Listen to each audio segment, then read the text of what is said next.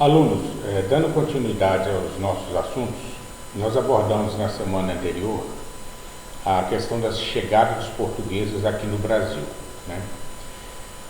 Nós falamos em chegada dos portugueses, não mais em descobrimento do Brasil. Por que isso? Porque a gente sabe que aqui já existiam os índios, os nativos, né? Então os historiadores hoje em dia, os pesquisadores de um modo geral, procuram abordar esse tema como a chegada dos portugueses aqui no Brasil. E o que a gente quer comentar com vocês nessa aula de hoje é sobre esse primeiro ciclo que ocorreu quando da chegada dos europeus aqui na nossa terra, né? Lembrando, Pedro Álvares Cabral aporta em Porto Seguro, na Bahia, pela primeira vez. Com o passar dos tempos, os portugueses não têm interesse maior em explorar, em continuar aqui nessas terras. Então, marca a história o seguinte, que num primeiro momento, os portugueses se interessariam mais pelo comércio de especiarias com as Índias, que era mais lucrativo para eles. Então, eles dão preferência a esse comércio que continua por lá. Esse território brasileiro, ele é conhecido inicialmente como Ilha de Veracruz, Terra de Santa Cruz e depois, posteriormente, Brasil. E a gente teve essa penalização, principalmente por causa dessa grande existência do pau-brasil, que era uma madeira existente em abundância aqui na época, quando os portugueses chegaram. Dessa madeira se extraiu uma resina vermelha muito forte para tingimento de tecido. E isso aqui se interessou muito aos portugueses. Mas num primeiro momento, mais ou menos aí por 30 anos, que prevaleceu da chegada de Cabral, da chegada dos portugueses de 1500 até 1530, muitos falam desse período como um período somente exploratório, ou seja, eles vieram aqui, se estabeleceram algumas feitorias em algumas regiões do Brasil, 2 ou 3 feitorias. O que eram essas feitorias? Era uma espécie de armazém, de entreposto, onde eles armazenavam a madeira que seria levada para a Europa. Então, no primeiro momento, somente essa fase de Portugal se relacionando com o Brasil fica na questão do extrativismo do pau-brasil. A gente chama de ciclo do pau-brasil. Como que isso era feito? Eles deram um jeito de convencer os índios a cortar essa madeira, a limpar, a armazenar, a transportar, inclusive até as grandes embarcações portuguesas, as naus, né, como eram chamadas. A gente não fala navios ainda naquele período. As caravelas eram as embarcações menores e as naus, que eram as grandes embarcações. Então ali eram carregadas essas madeiras, que eram cortadas, que eram todas elas trabalhadas pelos indígenas. E os portugueses davam pequenos utensílios, pequenos objetos sem valor para os indígenas. Pente, chocalho, canivete, espelho, esse tipo de utensílio quase que sem utilidade nenhuma. Então não se pagava com dinheiro, né? Nem existia isso na época para o indígena, porque ele não ia fazer nada. Nesse processo aí, a gente chama escambo, que é essa devolução para o indígena de uma pequena remuneração, entre aspas, mas assim, através de um presente, de um utensílio sem valor, pentes, esse tipo de situação.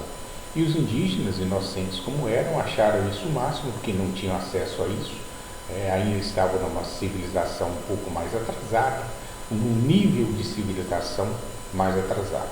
Mas eles tinham um modo de viver deles, a vida deles, que a gente tem que respeitar, e tem que respeitar sempre os indígenas.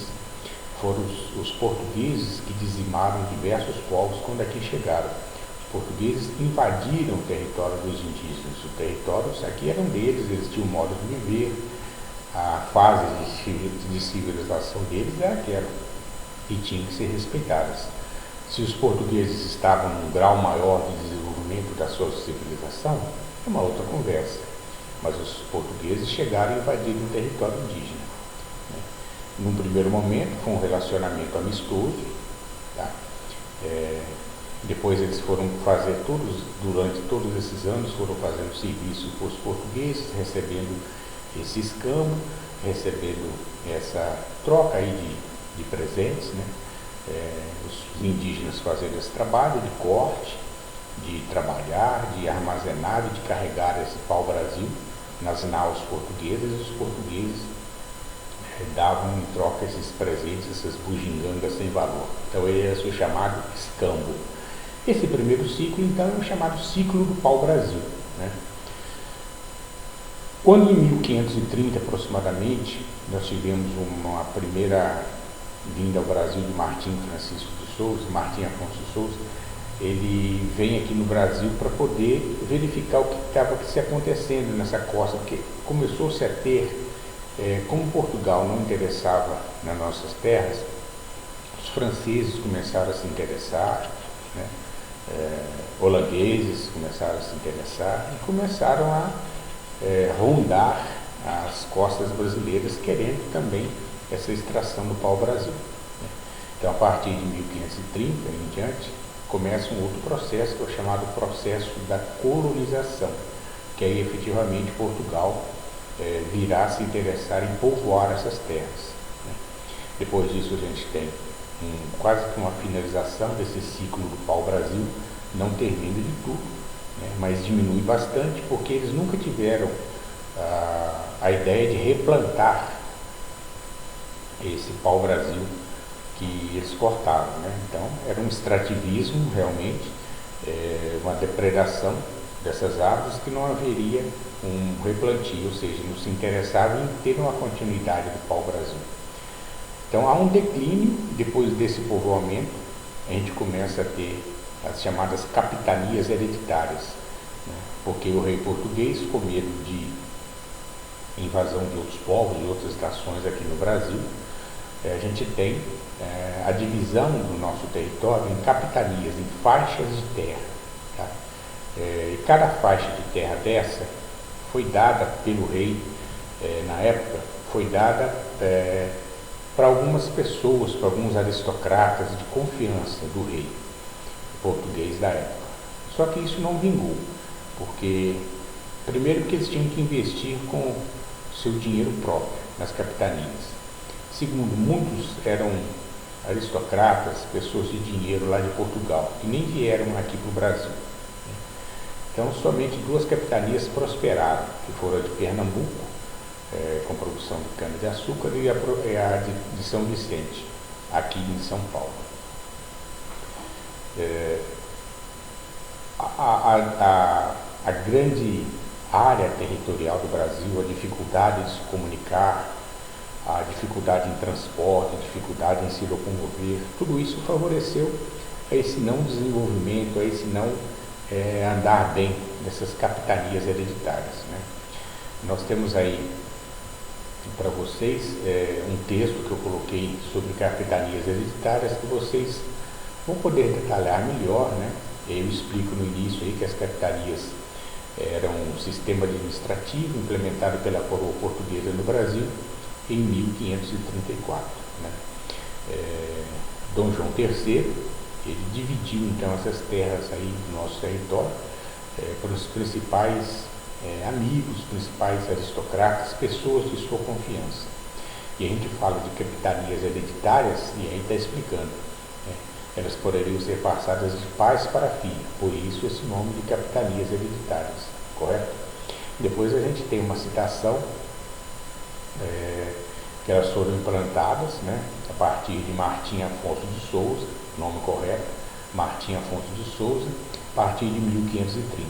Aí tem aí a citação para vocês: capitania do Maranhão, do Ceará, capitania do Rio Grande, do Itamaracá, e assim por diante. E quem eram os capitães donatários? O que é o termo capitão donatário? É o cara que comandava, é aquele sujeito que detinha o poder dentro daquela capitania. E importante, pessoal, que é o seguinte: dentro dessas capitanias, que eram como se fosse quase um estado hoje brasileiro, não era estado, a gente não chamava estado naquela época, né? Então Dom João III, Ele dividiu o nosso território em capitanias, né? Dentro de cada capitania, que é quase como se fosse uma extensão do Estado hoje, havia aquele capitão donatário que é quem mandava, que é quem dominava, que é quem impunha ordem dentro da sua capitania. Agora entendam bem, dentro da capitania, o capitão donatário poderia fazer uma doação de uma grande área de terra para alguém plantar e dar um percentual para ele. Essa grande área de terra que ele doava, ele poderia ceder a alguém, é a chamada sesmarias. Então, quando vocês ouvirem falar sesmaria, lá no início da colonização do Brasil, vocês vão pensar assim, mas que negócio é esse de sesmaria?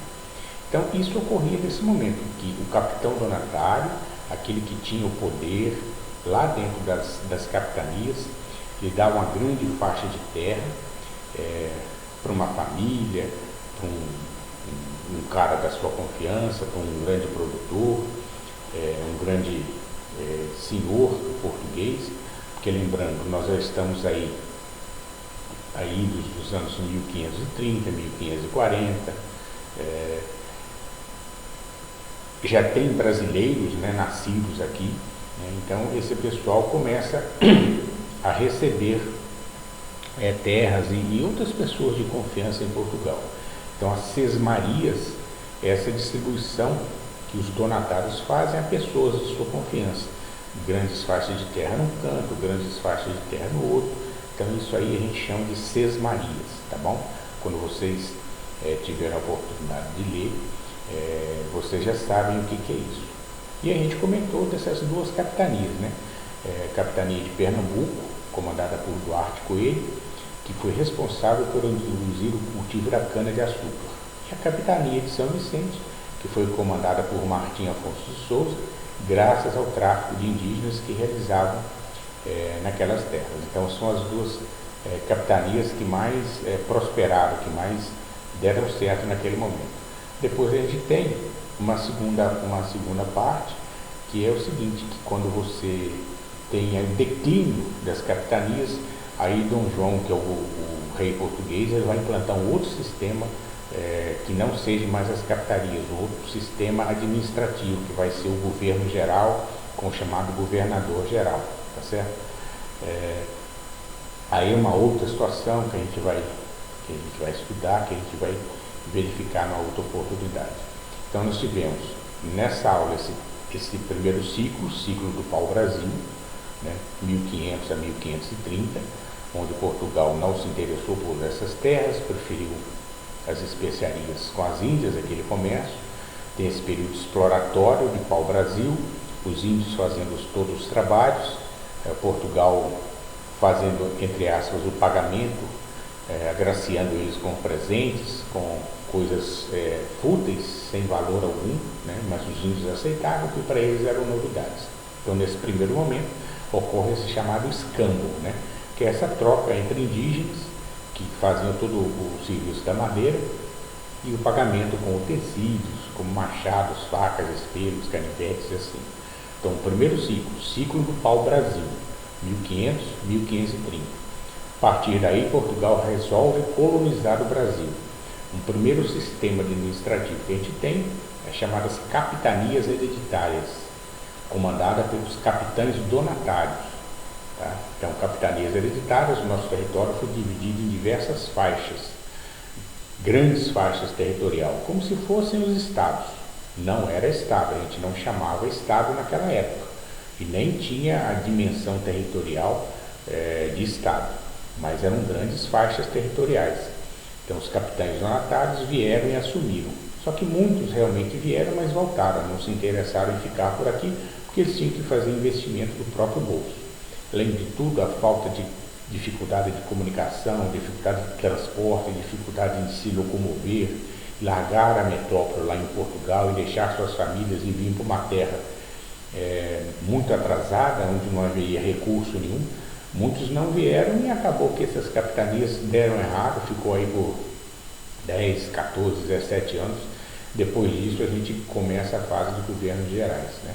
E outro detalhe que eu comentei com vocês, as chamadas sesmarias, que inserido dentro da questão das capitanias, que eram grandes doações de terras, concessões de terras que os capitães donatários faziam a outros para a produção em grande escala de algum produto, seja cana, seja outras situações, e que realmente é conhecido como sesmaria. Então, como você vai estudar isso mais para frente, você vai entender como que é feito isso daí, tá bom? Então, ciclo do pau-brasil, capitanias hereditárias, essa é a primeira fase de colonização do Brasil. Depois das capitanias hereditárias, a gente tem um sistema de governo, um sistema administrativo do governo geral, os governadores gerais. Uma outra situação que a gente vai estudar em outras oportunidades. Galera, é isso daí. Espero que fiquem bem. Um grande abraço para vocês. Leiam os textos com atenção, que vocês vão poder tranquilamente responder as perguntas que seguem no final dos textos. Tudo de bom? Um grande abraço para vocês, para suas famílias e até uma próxima oportunidade. Até lá, pessoal!